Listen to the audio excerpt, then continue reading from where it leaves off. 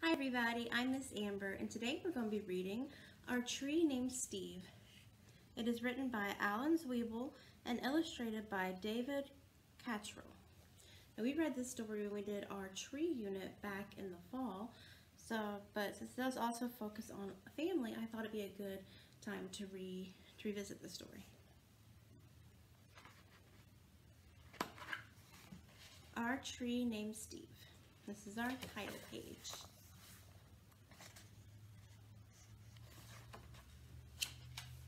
Dear kids, a long time ago, when you were little, Mom and I took you to where we wanted to build a house for us to live in. But in order to build there, men had to come and clear the land.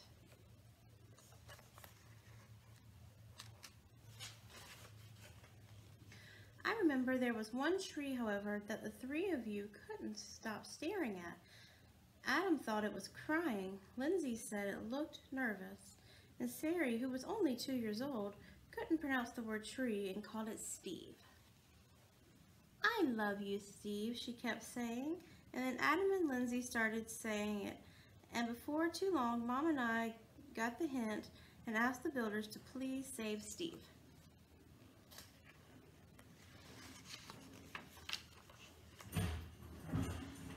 The day we moved in, Steve was there to greet us. He quickly worked his way into your lives as a swing holder, target, third base, hiding place, jump rope turner. Look, they tied the jump rope onto the branch, so when they turn the jump rope, and this way they can use it to jump. And whenever our dryer broke down, he held our underwear with pride.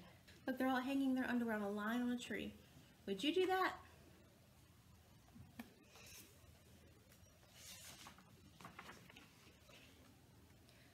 Yes, right there in the center of our yard, this weird-looking tree grew to become the center of our outdoor life. Through all of our barbecues, campouts, dance parties, or when Adam and Lindsay started getting crushes on the Simon kids next door, Steve adjusted to our every need. And look, the leaves are starting to turn colors, like we learned about in fall, how the leaves turn colors in fall and then they fall to the ground. And it wasn't always easy, standing tall for the snowstorms in the winter.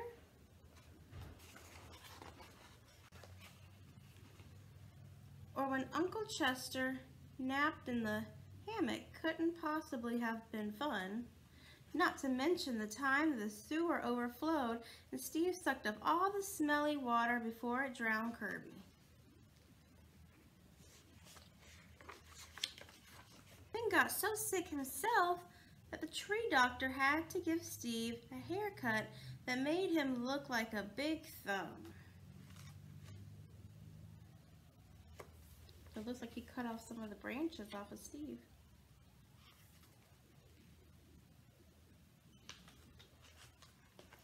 Through the years, Mom and I have tried to show you, in a world filled with strangers, the peace that comes with having things you can count on and a safe place to return to after a hard day or a long trip.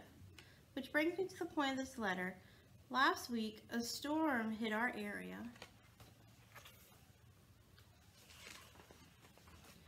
What do you think happened during the storm? It was probably rain and thunder. What do you think happened to Steve? That's a good guess. Let's see what happened. And though we spared Steve's life a long time, this time we couldn't save him.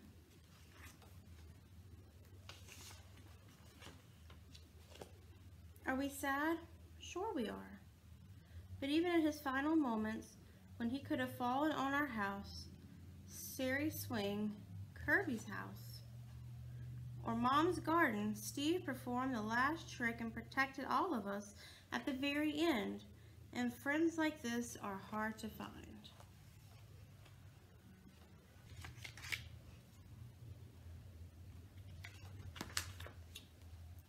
So when you come home from Grandma's next week, Steve will not be able to greet you as he's done in the past. I'm sorry. But please know that Steve will always be with us in our hearts, in our thoughts.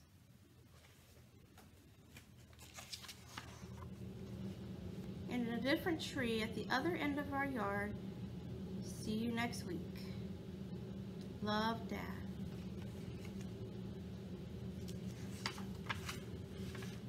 The end.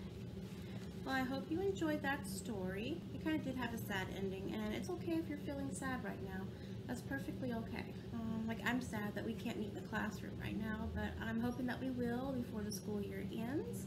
And until then, we'll just continue to meet on Zoom and meet through these read-alouds and these videos on YouTube. And I will see you next time.